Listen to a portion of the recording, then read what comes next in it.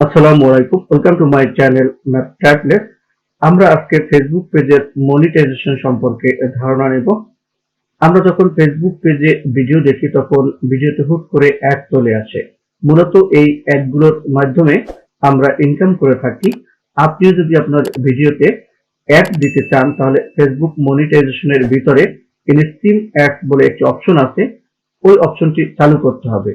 আর তার জন্য আপনাকে 4টা ক্রাইটেরিয়া সম্পন্ন করতে হবে। আসুন ভিডিওটি না টেনে সম্পূর্ণ দেখতে থাকি এবং 4টা ক্রাইটেরিয়া সম্পর্কে ভালোভাবে জেনে নেই।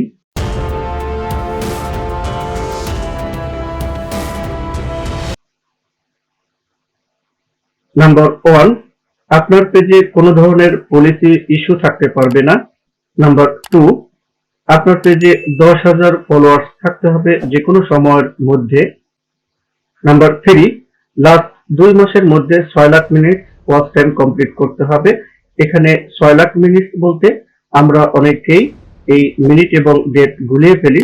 ধরুন একজন ভিউয়ার আপনার একটি ভিডিও 2 মিনিট দেখলো এবং অন্য একজন ভিউয়ার 20 সেকেন্ড দেখলো, তাহলে এখানে টোটাল ওয়াচ টাইম হবে 2 মিনিট 20 সেকেন্ড।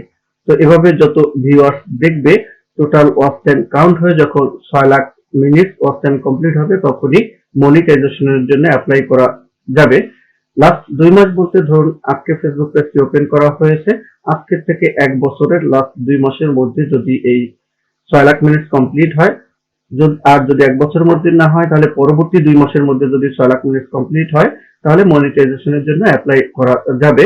আমরা আবার অনেকেই ভিডিও বুস্টের মাধ্যমে ওয়াচ টাইম বাড়ানোর চিন্তা করে থাকি। সেক্ষেত্রে ভিডিও বুস্ট করে যে ওয়াচ টাইম বাড়ানো হবে সেই ওয়াচ টাইম এখানে কাউন্ট হবে না।